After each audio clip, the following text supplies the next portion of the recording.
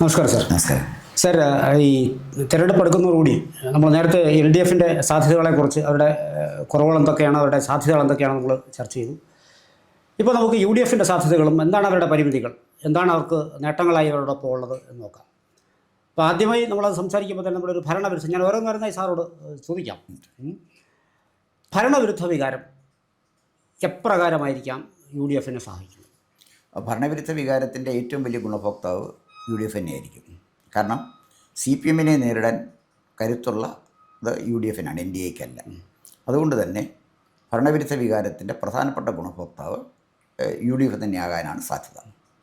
കാരണം അതിൻ്റെ തെളിവ് 2019 ശബരിമല വിഷയം വന്നപ്പോൾ ശബരിമലയ്ക്ക് ആ വിഷയവുമായി ബന്ധപ്പെട്ട്, സ്ത്രീ പ്രവേശനവുമായി ബന്ധപ്പെട്ട് ശക്തമായ വികാരം ഉണ്ടായിരുന്നു.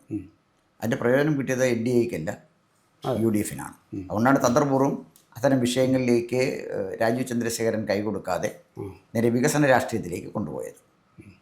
സാർ, അതേപോലെ നമ്മുടെ ഈ ക്രൈസ്തവ വോട്ടുകൾ ഇപ്പോൾ ബി ജെ പിയുടെ പ്രത്യേകം സാഹചര്യത്തിലുള്ള കടന്നുവരവ്, ക്രൈസ്തവരോടൊപ്പം നിൽക്കാൻ ആഗ്രഹിക്കുന്ന ഒരു പുതിയ ബി ജെ പി, അപ്പോൾ ആ സാഹചര്യത്തിൽ ഈ ക്രൈസ്തവ വോട്ടുകൾ എപ്രകാരമായിരിക്കാം സഹായിക്കുക? അത് നല്ല രീതിയിൽ സഹായിക്കുമോ, അതോ ഒരു ഭാഗം ബി ജെ പി കൊണ്ടുപോകും? സാർ, ഈ ക്രൈസ്തവ വോട്ടുകൾ കാര്യമായി ബി ജെ പിയെ സഹായിക്കുമെന്ന് ഞാൻ കരുതുന്നില്ല. ബി ജെ പി ഫോക്കസ് ചെയ്യേണ്ടത് ഹിന്ദു വോട്ടിലാണ്. ക്രൈസ്തവ വോട്ടിൻ്റെ കൂടെ പോയാൽ അവർക്ക് നഷ്ടമാകുന്ന ഹിന്ദു വോട്ടാണ്. ഞാൻ സാറിൻ്റെ ചെറിയ ഉദാഹരണം പറയാം. കുമ്മനം രാജശേഖരൻ 2019 പാർലമെൻറ്റിലേക്ക് മത്സരിക്കുകയാണ്. അദ്ദേഹം നേരെ പോയി ക്ലിമ്മീസിൻ്റെ അനുഗ്രഹം തേടി. എനിക്ക് വളരെ അടുത്തറിയാവുന്ന അഭ്യസ്തവിദ്യനായ ഒരാൾ ഞങ്ങൾ കണ്ടപ്പോൾ ആകസ്മികമായിട്ട് ഇലക്ഷനെക്കുറിച്ച് സംസാരിച്ചപ്പോൾ എന്നോട് പറഞ്ഞു, ഞാൻ വോട്ട് ചെയ്യണമെന്ന് വിചാരിച്ചിരുന്ന ഈ പ്രാവശ്യം വോട്ട് ചെയ്യാൻ പോകുന്നില്ല. ഞാൻ എന്താണ്, വോട്ട് ചെയ്യാൻ പോയാൽ കുമ്മനത്തിനാണ് വോട്ട് ചെയ്യേണ്ടത്, കുമ്മനത്തിന് വോട്ട് ചെയ്യാൻ എൻ്റെ മനസ്സനുവദിക്കുന്നില്ല, അതുകൊണ്ടാണ് പോകാതിരിക്കുന്നത്. ഞാൻ പറഞ്ഞു, അദ്ദേഹത്തിൻ്റെ കുഴപ്പം എന്താണ്? അദ്ദേഹം വളരെ ഒരു വിവാദങ്ങൾ, അദ്ദേഹത്തിന് വിവാദങ്ങളൊന്നുമില്ല, അദ്ദേഹം വളരെ ജെൻറ്റിൽമാനാണ്. പക്ഷെ ഒരു കാരണവശാലും പോയി ക്ലിമ്മീസിൻ്റെ കാലത്തോട്ട് തുടരുത്തായിരുന്നു. ഈ തെരഞ്ഞെടുപ്പിൽ കുമ്മനം ജയിച്ചാൽ ക്ലിമ്മീസിൻ്റെ അനുഗ്രഹം കൊണ്ട് ജയിച്ചു എന്ന് വരും. അതുകൊണ്ട് ക്ലിമ്മീസിൻ്റെ അനുഗ്രഹം കൊണ്ട് വോട്ട് കിട്ടി രാജശേഖരൻ ജയിച്ചു എന്നുള്ള, കുമ്മനം ജയിച്ചു എന്നുള്ള ഒരു ഒരു പ്രതിച്ഛായ ഉണ്ടാകാതിരിക്കാൻ ഞാനും എൻ്റെ കുടുംബാംഗങ്ങളും ആരും വോട്ട് ചെയ്യാൻ പോകണ്ടെന്ന് വെച്ചു. എൻ്റെ സുഹൃത്തുക്കളോട് പലരോടെയും പറഞ്ഞു വോട്ട് ചെയ്യേണ്ടത്. കാരണം അദ്ദേഹം മോഡിയുടെ വലിയ ഫാനാണ്, കുമ്മനത്തിനോട് വലിയ റെസ്പെക്റ്റുള്ള ആളാണ്. ഒറ്റ കാര്യം, ക്ലിമ്മീസിൻ്റെ അനുഗ്രഹം വാങ്ങിക്കാൻ പോയതാണ്. ഇത് ഒരു സാധാരണ യാഥാർത്ഥ്യമാണ്. സുകുമാരൻ നായരുടെ അനുഗ്രഹം വാങ്ങിക്കാൻ പോയി ആർക്കെങ്കിലും ഗുണം പിടിച്ചിട്ടുണ്ടോ സാർ? ഏതെങ്കിലും നായർ അവർക്ക് വോട്ട് ചെയ്യും? ഇതിൻ്റെ കാര്യം വെച്ചാൽ ഈ മതമേലധ്യക്ഷന്മാർ വെറും കടലാസ് പൂരികളാണ്. സമുദായ നേതാക്കന്മാർ അവരും കടലാസ് പൂരികളാണ്. സുകുമാരൻ നായർ വിചാരിച്ചിട്ട് 2019 2 ഉപതെരഞ്ഞെടുപ്പിൽ വട്ടിയൂർക്കാവിലും കോന്നിയിലും ജയിപ്പിക്കാൻ കഴിഞ്ഞു. എന്ന് പറഞ്ഞാൽ 2019 പാർലമെൻറ്റ് തെരഞ്ഞെടുപ്പിൽ യു ഡി എഫ് അധികാരത്തിൽ വന്നത് സുകുമാരൻ നായരുടെ സൗമനസ്യത്തിലല്ല, അതൊരു തരംഗത്തിൽ വന്നതാണ്. വെള്ളാപ്പള്ളി നടേശൻ ശ്രമിച്ചിട്ടുണ്ട്. ചെങ്ങന്നൂർ സ്ഥാനാർത്ഥി വിഷ്ണു ജയിക്കാമെങ്കിൽ അദ്ദേഹം പകുതി വീശിയെടുത്തേക്കാമെന്ന് പറഞ്ഞു, തോപ്പിക്കുമെന്ന് പറഞ്ഞു. ജയിച്ചു. അന്ന് ഭൂരിപക്ഷം കൂടി. കെ സി വേണുഗോപാലിനെ തോൽപ്പിക്കാൻ ശ്രമിച്ചു, ഭൂരിപക്ഷം കൂടി. സാർ, ഇതാണ് എൻ്റെ യാഥാർത്ഥ്യം. അതുകൊണ്ട് എൻ്റെ ഒരു വ്യക്തിപരമായ അഭിപ്രായത്തിൽ എൻ ഡി എക്ക് അല്ലെങ്കിൽ ബി ജെ പിക്ക് ക്രൈസ്തവ വോട്ടുകൾ കിട്ടാനുള്ള സാധ്യത അത്ര കൂടുതലായിട്ടൊന്നുമില്ല. യു ഡി എഫിന് കിട്ടിയതിൻ്റെ ബാക്കി എന്തെങ്കിലും കിട്ടിയെങ്കിൽ മാത്രമേ ഉള്ളൂ. അതവിടെ നിൽക്കട്ടെ. അപ്പോൾ നമുക്ക് ഈ കാര്യം എന്ന് പറയുന്നത്, നമ്മൾ ബി ജെ പിക്കെതിരെ വോട്ട് ചെയ്യാൻ കൊതിച്ചു നിൽക്കുന്ന കുറച്ച് പേരുണ്ട് എന്ന അർത്ഥത്തിൽ യു ഡി എഫ് നേതാക്കൾ പരമ്പരയായി പ്രസ്താവനകൾ ഇറക്കിക്കൊണ്ടിരിക്കുകയാണ്. അതിലൊരു കഴമുണ്ടോ? ഒരു കഴമ്പില്ല സാറേ. യു ഡി എഫിനെ കൊതിച്ച് നിൽക്കുന്ന ആളുകൾ, അതായത് ബി ജെ പിക്ക് വോട്ട് ചെയ്യാൻ മടിച്ചു നിൽക്കുന്ന ഒരു വിഭാഗം ആൾക്കാരുണ്ട് എന്ന് ചിന്തിച്ച് കോൺഗ്രസ് നേതാക്കൾ കരുതിക്കൂട്ടി ഇറക്കുന്ന ചില പ്രസ്താവനകളുണ്ട്. അപ്പോൾ അങ്ങനൊരു വിഭാഗം ഉണ്ടോ കേരളത്തിൽ? അങ്ങനെ ഒരു വിഭാഗമേ ഇല്ല സാറേ. എന്തൊരു വിട്ടിത്തമാണ് പറയുന്നത്? ബി ജെ പിക്ക് വോട്ട് ചെയ്യേണ്ടവൻ ബി ജെ പിക്ക് വോട്ട് ചെയ്യും. എൽ ഡി എഫിന് അത് കൂടുതൽ അവർ ഈ ന്യൂനപക്ഷം നിന്ന് 1% വോട്ടുകളെങ്കിലും അങ്ങോട്ട്, കുറച്ച് വോട്ടുകളെങ്കിലും പോകുമെന്നുള്ള ഒരു ഭീതി. അതിനാണ് ഞാൻ ആ ചോദ്യത്തിനോട് തുടർച്ചയായി ചോദിക്കുന്നത്. 1% വോട്ടുകൾ, കുറച്ച് ശതമാനം വോട്ടുകൾ അങ്ങോട്ട് പോകാനുള്ള സാധ്യതയുണ്ട് എന്ന് വെച്ചിട്ട് അതിനെ പിടിച്ചു നിർത്തലാണോ ഉദ്ദേശം എന്നാണ് ഞാൻ ചോദിക്കുന്നത്. അല്ല, ഇപ്പോൾ ബി ജെ പിക്ക് വോട്ട് ഇവിടെ കൊടുക്കണമെങ്കിൽ പ്രധാനമായിട്ടും നരേന്ദ്രമോദിയുടെ വികസനത്തിൻ്റെ പേരിലാണ് വോട്ട് ചെയ്യുന്നത്. അദ്ദേഹത്തിൻ്റെ വിദേശ നയം അടക്കമുള്ള കാര്യങ്ങളിലാണ്. അപ്പോൾ അതിനകത്ത് അത് കൊടുക്കണ്ട എന്ന് അവർക്ക് തോന്നുന്നതെങ്കിൽ അവർക്ക് യു ഡി എഫിന് കൊടുക്കാം, അല്ലെങ്കിൽ എൽ ഡി എഫിന് കൊടുക്കാം. അവർക്ക് ഓപ്ഷൻസ് ഉണ്ടല്ലോ. അല്ല, കോൺഗ്രസ് ഒന്നും ഒരു വോട്ടും പിടിച്ചു നിർത്തിയിട്ടില്ല. FCRA ഒരു വിവാദം ഉണ്ടാക്കിയിട്ടുണ്ട്. FCRA വിവാദം ഉണ്ടാക്കിയപ്പോൾ സാർ ഒരു കാര്യം ആലോചിച്ച് നോക്കണം. കേരളത്തിൽ ഇലക്ഷൻ കത്തി നിൽക്കുന്ന സമയത്ത് തന്നെയല്ലേ ഈ ബില്ല് അവരിവിടെ കൊണ്ടുവന്നത്. എന്ന് പറഞ്ഞാൽ അവരുടെ ഇച്ഛാശക്തി തന്നെയല്ലേ കാണിക്കുന്നത്. ഈ ബില്ല് കൊണ്ടുവന്നപ്പോഴല്ലയോ ഇതുപോലെ തന്നെ പൗരത്വ ഭേദഗതി നിയമം കൊണ്ടുവന്നില്ലേ, അന്ന് വലിയ ബഹളങ്ങളൊക്കെ ഉണ്ടാക്കിയില്ലേ. ഇതിലൊന്നും വലിയ കാര്യമെന്നുള്ള കാര്യമല്ല. ക്രൈസ്തവ സഭയിൽ തന്നെ പിന്നെ കണക്ക് കൊടുക്കണമെന്ന് പറയുന്ന ആളുകളുണ്ടല്ലോ. ഈ പണം വലിയ കൊള്ള നടക്കുന്നു എന്ന് പറയുന്ന ക്രൈസ്തവരെ സാർ കണ്ടിട്ടുണ്ടോ? ക്രൈസ്തവ സഭയിൽ തന്നെ ഈ പണം ഉപയോഗിച്ച് ഈ മതമേലധ്യക്ഷന്മാർ സുഖലോലുപരായി ജീവിക്കുകയാണെന്ന് പറയുന്ന ക്രൈസ്തവരുണ്ട്. അവരുടെ പ്രസ്താവന പത്രത്തിൽ വരാത്തതുകൊണ്ടാണ്. ജിജി തോംസൺ കുറച്ചു കാലം മുമ്പ് ഒരു പത്രത്തിലൊരു ലേഖനം എഴുതിയിരുന്നു, ഞാൻ എടുത്തു വെച്ചിട്ടുണ്ട്.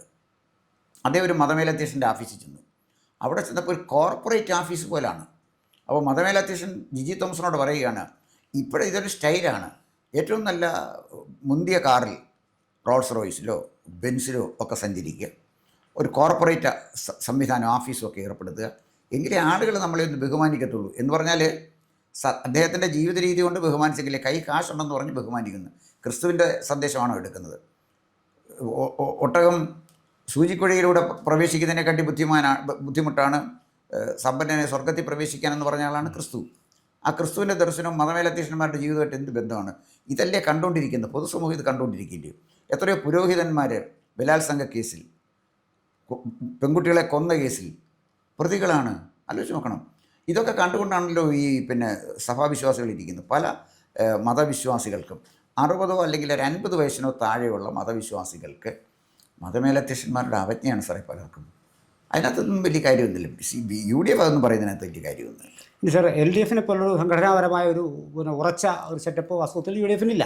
പക്ഷേ അങ്ങനെ ഒരു സംഘടനാ ദൗർബല്യത്തിൽ ഉള്ളപ്പോഴും ഇലക്ഷൻ പാടില്ല, ഇതൊക്കെ പാടെ മറക്കുന്നു, ഒരുമിച്ച് നിൽക്കുന്നു. അപ്പോൾ ഇതിനകത്തുള്ള വിമർശ സ്വരങ്ങളൊന്നും, പിന്നെ ഈ CM ആര് എന്ന് പറയുന്ന ഒരു വഴക്ക് അതിനകത്ത് സ്വാഭാവികമായി രൂപപ്പെട്ട് വരുന്നുണ്ട്. അപ്പോൾ ഇതെല്ലാം എങ്ങനെയായിരിക്കും അവരെ ബാധിക്കുക? അല്ല, അതിനകത്ത് കോൺഗ്രസ് എന്ന് പറയുന്ന ഒരു ആൾക്കൂട്ടമാണ്. സാർ ഓർക്കുന്നുണ്ടായിരിക്കുമല്ലോ, ഇന്ദിരാഗാന്ധിയുടെ വലിയ ചിത്രം കൊടുക്കും, ഇന്ത്യയുടെ കരങ്ങൾക്ക് ശക്തി കൂട്ടാൻ കുംഭകർണക്കുറുപ്പിനെ ജയിപ്പിക്കുക. കുംഭകർണക്കുറുപ്പ് അവിടെ ഒരു റോളും ഇല്ല, അദ്ദേഹത്തിൻ്റെ കുഞ്ഞു പടവും കൊടുക്കും, കൈപ്പത്തയുടെ ചിഹ്നവും കൊടുക്കും. ജനം കുംഭകർണക്കുറുപ്പിനല്ല വോട്ട് ചെയ്യുന്നത്, ഇന്ദിരാഗാന്ധിക്കാണ് വോട്ട് ചെയ്യുന്നത്. അത് ആ കോൺഗ്രസ് വളർത്തിയെടുത്തൊരു കൾച്ചറാണ്. ഒരു ജനക്കൂട്ടത്തെ സൃഷ്ടിക്കുകയും ജനക്കൂട്ടത്തിനെ നയിക്കാൻ കഴിയത്തക്ക വിധത്തിലുള്ള നേതാക്കന്മാരെ സൃഷ്ടിച്ചെടുക്കുകയും ചെയ്യുകയാണ്. ഇപ്പോൾ കേരളത്തിൽ തന്നെ കോൺഗ്രസ് നേതാക്കന്മാരിൽ രമേശ് ചെന്നിത്തലയ്ക്ക് അദ്ദേഹത്തിൻ്റെതായ ഒരു ആളുകളുണ്ട്. VD സതീശൻ ഇപ്പോൾ വളർന്നു വന്നാണ്, അദ്ദേഹം ഒരു ജനക്കൂട്ടത്തിനെ സൃഷ്ടിച്ചിട്ടുണ്ട്. പിന്നെ K സുധാകരൻ നേരത്തെ തന്നെ ജനക്കൂട്ടത്തിനെ സൃഷ്ടിച്ച് വെച്ചിരിക്കുകയാണ്. KC പിന്നെ ഇവിടെ ഇല്ലാത്തത് കൊണ്ട് ഇനി തിരിച്ചിവിടെ വന്നിട്ട് വേണം ജനക്കൂട്ടത്തിനെ ഉണ്ടാക്കാൻ. അപ്പോൾ ഇതാണ് കോൺഗ്രസിൻ്റെ ഒരു സ്റ്റൈല്. അപ്പോൾ കോൺഗ്രസ്സിന് ആളുകൾ വോട്ട് ചെയ്യുന്നത് കോൺഗ്രസിനെ കണ്ടുകൊണ്ടേ അല്ല, കോൺഗ്രസ്സിൽ ആകൃഷ്ടരായുമല്ല. ഇടതുപക്ഷത്തെ മാറ്റാൻ ഒരു ശക്തി വേണം. ആ ശക്തി ഇടതുപക്ഷമായതുകൊണ്ടാണ് കോൺഗ്രസ്സിന് വോട്ട് ചെയ്യുന്നത്. അവർക്ക് സംഘടന ആവശ്യമില്ല, ഒരു സംഘടനയും ആവശ്യമില്ല. അവരെ എഡ്യൂക്കേറ്റ് ചെയ്യാനൊന്നും വേണ്ട. മാർക്സിസ്റ്റ് പാർട്ടിക്ക് ദേശാഭിമാനി വേണം, കോൺഗ്രസ്സിന് എന്തിനാണ് സാറേ ദേശാഭിമാനി ഒരു വീക്ഷണം? കോൺഗ്രസ്സിന് മനോരമയില്ലേ, പിന്നെ വീക്ഷണത്തിൻ്റെ ആവശ്യമില്ലല്ലോ.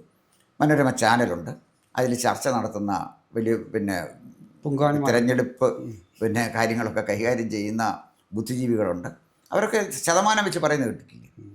ഇതൊക്കെ ഒരു ചെറിയ ശതമാനം ആളുകളെ പോലും ബാധിക്കുന്ന കാര്യമല്ല. അപ്പോൾ കോൺഗ്രസിനെ സംബന്ധിച്ചിടത്തോളം കോൺഗ്രസിൻ്റെ സിസ്റ്റം അങ്ങനെയാണ്.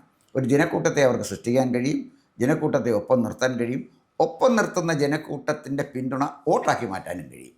അതിന് കോൺഗ്രസിന് ഇന്നലെയും കഴിഞ്ഞിട്ടുണ്ട്, ഇന്നും കഴിഞ്ഞിട്ടുണ്ട്, നാളെ അതിന് കഴിയാതെ പോകുന്ന സാഹചര്യം ഇവിടെ ഒരു മൂന്നാമതൊരു ശക്തി വരുന്നതോടുകൂടി അതിനുള്ള കപ്പാസിറ്റി കോൺഗ്രസ് നഷ്ടപ്പെടും. സാമൂഹ്യ മാധ്യമങ്ങളിലൂടെ പതിവിലും കൂടുതൽ അവർ ജനങ്ങളിലേക്ക് എത്തുന്നുണ്ട് UDF. അപ്പോൾ അങ്ങനെ എത്തുമ്പോൾ അത് നമ്മുടെ ഈ ന്യൂ വോട്ടേഴ്സ്, പിന്നെ സ്ത്രീ വോട്ടേഴ്സ്, ഇവരെ കൃത്യമായി ബാധിക്കില്ല. അത് ഗുണകരമായി മാറാനുള്ള സാധ്യത ഇക്കുറി കുറച്ച് കൂടുതലല്ലേ UDF-ന് അവസരമുണ്ട്. പക്ഷേ സോഷ്യൽ മീഡിയയിൽ നിറഞ്ഞു നിൽക്കുന്നത് UDF-ഉം ഒപ്പം തന്നെ നിൽക്കുന്നുണ്ട് NDA-യും. സാറൊന്നെടുത്താൽ ഈ NDA-യെ സപ്പോർട്ട് ചെയ്യുന്ന ഈ BJP-ക്ക് ഒരു മീഡിയ ടീമുണ്ടെന്നാണ് സങ്കല്പം. അവരൊരു ചുക്കും ചുണ്ണാമ്പും ചെയ്യുന്നില്ല, അവരെ കൊണ്ട് ചെയ്യാൻ കഴിയുന്നവരുമല്ല, കഴിയുന്നവരെല്ലാം അവിടെ ഇരുത്തിയിരിക്കുന്നത്. പക്ഷേ നമ്മൾ അറിയാത്തൊരു വിഭാഗം ഒരു സോഷ്യൽ മീഡിയ BJP-ക്ക് വേണ്ടി പ്രവർത്തിക്കുന്നുണ്ട്. അവർ പണം വാങ്ങി പ്രവർത്തിക്കുന്നവരല്ല. സാർ ഫേസ്ബുക്കിലോട്ട് പോയിക്കേ, നമ്മൾ ഒരുപാട് ആളുകൾ, പ്രമുഖരായ ആളുകൾ BJP-ക്ക് അനുകൂലമായ നിലപാട് സ്വീകരിച്ചിട്ടുണ്ട്. ഒരുപാട് ആളുകളുടെ പല യൂട്യൂബ് ചാനലുകളും BJP-ക്ക് അനുകൂലമായിട്ട് നിൽക്കുന്ന BJP-ക്ക് പണം വാങ്ങിച്ചല്ല, BJP കോടിക്കണക്കിന് രൂപ മുടക്കി ഒരു മീഡിയ ടീമിനെ ഉണ്ടാക്കിയിട്ടുണ്ട്. ആ മീഡിയ ടീമിൻ്റെ കോൺട്രിബ്യൂഷൻ വട്ടപൂജ്യമാണ്. മോദിയെ ഇഷ്ടപ്പെടുന്ന, രാഷ്ട്രീയത്തിന് അതീതമായി കാര്യങ്ങൾ കാണുന്ന മീഡിയ ടീമിലൊരു ഭാഗമുണ്ട്. അവർ ശക്തമായി തന്നെ BJP-യോട് പോകുന്നത്. അതാണ് നമ്മൾ സോഷ്യൽ മീഡിയയിലേക്ക് ഒപ്പം കോൺഗ്രസ്സും ഉണ്ട് തീർച്ചയായിട്ടും. കൂട്ടത്തിൽ ഈ ഒടുവിലായിട്ടുള്ള ഈ ചില ഫ്രീ ബീസ് പ്രഖ്യാപിച്ചുകൊണ്ടുള്ളൊരു അത് സത്യത്തിൽ ഗുണം ചെയ്യുന്നതാണോ? സത്യത്തിൽ ഒരു ഗുണവും ചെയ്യില്ല സാറേ. ഞാൻ ചോദിക്കട്ടെ, കേരളത്തിലെ ട്രാൻസ്പോർട്ട് കോർപ്പറേഷൻ ദൈനംദിന നഷ്ടത്തിൽ വരികയാണ്. ഈ ട്രാൻസ്പോർട്ട് കോർപ്പറേഷനിൽ സ്ത്രീകൾക്ക് സൗജന്യ യാത്ര കൊടുക്കുമെന്ന് പറയാൻ രാഹുൽ ഗാന്ധിയെ പോലെ ഒരാക്കേ പറ്റുള്ളൂ, ചിന്തിക്കുന്ന ഒരാൾക്ക് പറ്റത്തില്ല. ഇതൊരു വലിയ മഹത്തായ ദർശനമായിട്ട് കണ്ടുവച്ചിരിക്കുക. സാർ ഒന്ന് ആലോചിച്ച് നോക്കണം, എന്തോ ഒരു വിഡ്ഢിത്തം നിറഞ്ഞ കാര്യമാണ്. കോളേജിൽ പഠിക്കുന്ന പെൺകുട്ടികൾക്കെല്ലാം 1000 രൂപ കൊടുക്കും. 4 ലക്ഷം കോടി രൂപ കടത്തി നിൽക്കുന്നൊരു സംസ്ഥാനത്ത് വന്ന ഈ പ്രഖ്യാപനം നടത്തുന്നതെന്ന് ബോധമില്ലാത്ത ഒരു നേതാവിനെ കുറിച്ച് നമ്മൾ എന്താ പറയുന്നത്? ഇന്ദിരാ ഗ്യാരണ്ടിന്നോ പിന്നെ രാജീവ് ഗ്യാരണ്ടിന്നോ നെഹ്റു ഗ്യാരണ്ടിന്നോ എന്ത് ഗ്യാരണ്ടി കൊടുത്താലും ഒരു ഗ്യാരണ്ടി വേണം നടപ്പിലാക്കാൻ ഒക്കത്തില്ല. കാരണം കേരളം അത്രമാത്രം സാമ്പത്തിക പ്രതിസന്ധി നിൽക്കുകയാണ്. ഇതൊക്കെ കേരളത്തിലെ ജനങ്ങൾക്ക് നന്നായിട്ട് അറിയാവുന്ന കാര്യമാണ്. ഇത് ജനങ്ങളെ കളിപ്പിക്കാനുള്ള ഒരു 4ാം തരം ഗിമിക്ക്, അല്ലാതെ ഒരു കാര്യമില്ല. ഇതൊന്നും കേരളത്തിലെ ജനങ്ങൾ ഒരിക്കലും സീരിയസ് ആയിട്ട് എടുത്തിട്ടില്ല. പണ്ട് 75,000 രൂപ കർഷകർക്ക് പെൻഷൻ കൊടുക്കുമെന്ന് പറഞ്ഞില്ലേ? എവിടെയെങ്കിലും ഏതെങ്കിലും ഒരു സ്റ്റേറ്റിൽ രാഹുൽ ഗാന്ധി രക്ഷപ്പെട്ടു? ബീഹാറിലെ ജനങ്ങളുടെ മുന്നിൽ വെച്ച് ഓഫർ എന്തായിരുന്നു സാറിന് അറിയാമോ? എന്തൊരു മനോഹരമായ ഓഫറായിരുന്നു. ഓഫറിനെ കുറിച്ച് പോകുന്നില്ല, കാരണം അതിൻ്റെ സമയമില്ലാത്തതുകൊണ്ട്. 6 സീറ്റിലാണ് ജയിച്ചത്. അപ്പോൾ ഈ കോൺഗ്രസിൻ്റെ രാഹുൽ ഗാന്ധി വെക്കുന്ന ഓഫർ ഒന്നും ഒരു വോട്ടറെ ആകർഷിക്കുന്നില്ല. കോൺഗ്രസ്സിന് കിട്ടുന്ന വോട്ട് ആൻറ്റി ഇൻകംബൻസിയുടെ ഭാഗമായിട്ട് ഗവൺമെൻറ് അല്ലെങ്കിൽ കോൺഗ്രസ്സിന് കിട്ടുന്ന, അല്ലെങ്കിൽ ഗവൺമെൻറ് നടപടികൾക്കെതിരെ കോൺഗ്രസ്സിന് കിട്ടുന്ന വോട്ടിൻ്റെ ഒരു ഭാഗമാണ്. അത് കൂടുതലും കോൺഗ്രസ്സിന് കിട്ടും. 10 വർഷം പുറത്തു വന്നതിന് ശേഷം ഒരിക്കൽ കൂടി ഒരു സാധ്യത അവർക്ക് കിട്ടുകയാണെങ്കിൽ, അപ്പോൾ ഇവർ ഈ പറയുന്നതിനകത്ത് നയപരമായ അവ്യക്തത ഇല്ലേ? കാണുന്നില്ല. ഇത് ഇവർ ഭരണത്തിലെത്തിയാൽ, 3ാം ഭരണം തടഞ്ഞുകൊണ്ട് ഒരിക്കൽ കൂടി കോൺഗ്രസ് എത്തിയാൽ, ഒരിക്കൽ കൂടി കോൺഗ്രസ്സിലെത്തിയാൽ എന്താണ് സംഭവിക്കുന്നത് പ്രത്യേക ഒരു വിഷയമായിട്ട് ചർച്ച ചെയ്യണം. കാരണം എന്താണെന്ന് ചോദിച്ചാൽ അത് ചർച്ച ചെയ്യേണ്ട ഒരു വിഷയമാണ്. അതിന് ഞാൻ മറുപടി പറയാൻ തുടങ്ങിയാൽ സമയം പോകും എന്നുള്ളത് കൊണ്ട് ചുരുക്കി ഏതാണ്ട് ഇല്ല സാറേ. 3ാമതൊരു ടേമിൽ എത്തുന്നത് എന്ന് പറഞ്ഞാൽ ഈ എറുമ്പിന് ചിറക് മുളയ്ക്കുമ്പോൾ അത് മേലോട്ട് പടന്നു പോകും. അങ്ങനെ കണ്ടാണല്ലോ പറയും. അത് തീരുകയാണ്. ഈ ഒരു ഭരണം കോൺഗ്രസ്സിന് കിട്ടുന്നത് കോൺഗ്രസിൻ്റെ അന്ത്യത്തിലേക്ക് കോൺഗ്രസിനെ കൊണ്ടുപോകും. അപ്പോൾ ചുരുക്കം പറഞ്ഞാൽ ഇത് ഇത്രയും കാര്യങ്ങൾ ചോദിച്ചതിൻ്റെ അടിസ്ഥാനത്തിൽ നമുക്ക് എത്താൻ പറ്റാമെന്ന് പറയുന്നത് UDF ഇപ്പോഴും പിന്നാക്കാവസ്ഥയിൽ നിൽക്കുകയാണ്. ഒരു പക്ഷേ വരാനുള്ള സാധ്യത കുറവാണെന്നല്ലേ അർത്ഥം? അല്ലല്ല, UDF വരാൻ സാധ്യത ഒരു കുറവുമല്ല സാറേ. ജനക്കൂട്ടം കോൺഗ്രസിനോടൊപ്പം ഉണ്ട് സാറേ. ഞാനതാണ് പറഞ്ഞത്. ഇവരുടെ ഓഫറിൽ വിശ്വസിച്ചല്ല സൗജന്യമായിട്ട് ട്രാൻസ്പോർട്ട് ബസ് യാത്ര ചെയ്യാനുള്ള സ്ത്രീകളല്ല വോട്ട് ചെയ്യുന്നത്. അതിൽ വിരുദ്ധമായ ചില ഭരണവിരുദ്ധ വികാരത്തിൻ്റെ ഗുണഭോക്താവാണ് കോൺഗ്രസ്. വെച്ചിരിക്കുന്ന വെച്ചിരിക്കുന്ന പ്രകടന പത്രികയോ അവരുടെ മനം കുളിർപ്പിക്കുന്ന ഓഫറുകളോ ഒന്നും ഓരോ വോട്ടറെയും സ്വാധീനം ചെയ്യുന്നില്ല.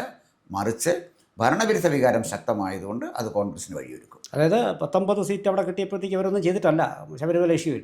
എന്നതുപോലെ ഇപ്പോഴും ഈ കടുത്ത ഭരണവിരുദ്ധ വികാരവും ജനം പൊറുതി മുട്ടിയിട്ട് വരുന്ന ഒരു അവസ്ഥയാണ്. സാർ, നമ്മൾ ഇപ്പോൾ പറഞ്ഞത് കൂടാതെ മറ്റെന്തെങ്കിലും ഘടകങ്ങൾ കോൺഗ്രസിന് അനുകൂലമായി ഉണ്ടെന്ന് സാർ ചിന്തിക്കുന്നുണ്ടോ? സാർ, കോൺഗ്രസിന് അനുകൂലമായി വലിയൊരു ഘടകമുള്ളത് ക്രിസ്ത്യൻ വോട്ടിൻ്റെ കൺസോളിഡേഷൻ കോൺഗ്രസിന് അനുകൂലമായിട്ട് വന്നിട്ടുണ്ട്. 2021 അങ്ങനെ അല്ലായിരുന്നു. സ്കാറ്റേഡ് ആയിരുന്നു ക്രിസ്ത്യൻ വോട്ടുകൾ. കുറേ ഇടതുപക്ഷത്തിന് പോയി. ഇപ്രാവശ്യം ക്രിസ്ത്യൻ വോട്ടുകൾ കുറച്ചുകൂടെ ഐക്യത്തോടുകൂടി കൺസോളിഡേറ്റഡ് ആയിട്ട് കോൺഗ്രസിന് കിട്ടും. ഏറ്റവും വലിയ കൺസോളിഡേഷൻ വന്നിരിക്കുന്നത് മുസ്ലിം കമ്മ്യൂണിറ്റിയിലാണ്. മുസ്ലിം കമ്മ്യൂണിറ്റിയിൽ അതിശക്തമായിട്ടാണ് LDFനെ എതിർക്കുന്നത്. അതിശക്തമായൊരു ഐക്യം മുസ്ലിം വോട്ടർമാരുടെ മനസ്സിലുണ്ടായിട്ടുണ്ട്. കൺസോളിഡേറ്റായിട്ട് ഒന്നിച്ച് ക്രൈസ്തവ മുസ്ലിം വോട്ടുകൾ UDFന് വരും. ഒരു പക്ഷേ ക്രൈസ്തവരിൽ ഒരു ചെറിയ ഭാഗം BJPക്ക് വോട്ട് ചെയ്തേക്കാം, ചെറിയൊരു ഭാഗം. ഉദാഹരണത്തിന് യാക്കോബായ സഭ, അവർ 2020 ഒക്കെ അവരുടെയാണ്. യാക്കോബായ സഭയുടെ മാർ കൊറിലോസ്, അദ്ദേഹം ഈ FCRA സപ്പോർട്ട് ചെയ്തിട്ടുണ്ട്. ഇതിനകത്ത് എൻ്റെ വ്യക്തിപരമായ അഭിപ്രായത്തിൽ ഓർത്തഡോക്സ് സഭയേക്കാൾ കൂടുതൽ വിശ്വസിക്കാൻ കൊള്ളാവുന്നത് യാക്കോബായ സഭയാണ്. കാരണം ഓർത്തഡോക്സ് സഭയുടെ അധ്യക്ഷനെ മാത്യൂസ് തൃതീയൻ കടുത്ത ഇടതുപക്ഷക്കാരനാണ്. അദ്ദേഹത്തെ അറിയപ്പെടുന്നതിന് കോമറേഡ് മാത്യു എന്നാണ്. അപ്പോൾ അതുകൊണ്ട് ആ വോട്ടുകളൊന്നും അദ്ദേഹം വിചാരിച്ചാലൊന്നും ഇടതുപക്ഷത്തോട്ടൊന്നും ആ വോട്ടൊന്നും കൊണ്ടുപോകാൻ പറ്റുകയില്ല. പക്ഷേ എങ്കിലും ഓർത്തഡോക്സ് സഭയുടെ വോട്ടുകൾ കാര്യമായി കിട്ടില്ല, കുറച്ച് വോട്ട് പറ്റും. അതുപോലെ തന്നെ യാക്കോബായ സഭയുടെയും കുറച്ച് വോട്ടുകൾ BJP കിട്ടാനുള്ള സാധ്യത തീർച്ചയായിട്ടും ഉണ്ട്. പിന്നെ നമ്മൾ സംശയിക്കേണ്ട, കത്തോലിക്ക സഭയിലും ഒരു ഭാഗത്തിൻ്റെ വോട്ട് കിട്ടും. ഉദാഹരണത്തിന് പാലാ ബിഷപ്പിനെ ആക്രമിക്കാൻ വന്നപ്പോൾ PC ജോർജ് അല്ലേ ഉണ്ടായിരുന്നുള്ളൂ. അപ്പോൾ ക്രൈസ്തവരുടെ മനസ്സിലൊരു വികാരമുണ്ട്. ഇപ്പം ഏറ്റവും നിർഭാഗ്യകരമായ ഒരു ജനവിഭാഗ വോട്ടർമാർ പറഞ്ഞാൽ ക്രൈസ്തവർ. അവർക്ക് നേതാക്കന്മാരില്ല. ഉമ്മൻചാണ്ടിയും KM മാണി സാറും ഒക്കെ നിറഞ്ഞു നിന്നൊരു സ്ഥലത്ത് ഒരു ക്രൈസ്തവ നേതാവ്, ക്രിസ്ത്യാനികളെ ചേർത്ത് പിടിക്കാൻ പറ്റുന്നൊരു ക്രൈസ്തവ നേതാവ് ക്രിസ്ത്യാനികൾ എങ്ങുമില്ല. ഇന്ത്യ ഭരിക്കുന്ന BJPയുമായിട്ടൊരു ലേസനിൽ പോകുന്നതാണ് അവർക്ക് നല്ലത് എന്ന് ബോധ്യമായ ക്രൈസ്തവർ ധാരാളമുണ്ട്. മോദിയുടെ വികസന നയത്തെ അംഗീകരിക്കുന്ന ക്രൈസ്തവരുണ്ട്. അവരൊന്നും ഈ മതമേലധ്യക്ഷന്മാർ പറയുന്നൊന്നും മൈൻഡ് ചെയ്യില്ല. അവർ BJPക്ക് വോട്ട് ചെയ്യും. അങ്ങനെ കുറേ വോട്ടുകൾ തീർച്ചയായിട്ടും BJPക്ക് ഉണ്ട്. ഘട്ടം ഘട്ടമായിട്ട് അവരത് ഡെവലപ്പ് ചെയ്താൽ മതി. ഈ മതമേലധ്യക്ഷൻ്റെ പുറകെ പോകണ്ട. ക്രിസ്ത്യാനിയുടെ വോട്ടിന് പോയാൽ മതി സാർ. മതമേലധ്യക്ഷൻ്റെ ഒന്നും പോകേണ്ട കാര്യമില്ല. അത് വോട്ട് ക്രിസ്ത്യാനിയുടെ കൂടെ പോയുള്ള കാര്യം എന്ന് വെച്ചാൽ വികസനത്തിന് അവർ കൊടുക്കുന്ന വോട്ടാണ്. വികസനത്തിന് ക്രിസ്ത്യാനിയും ഹിന്ദുവും ഒരു ചെറിയ ശതമാനം മുസ്ലിമും ഒക്കെ വോട്ട് ചെയ്യും.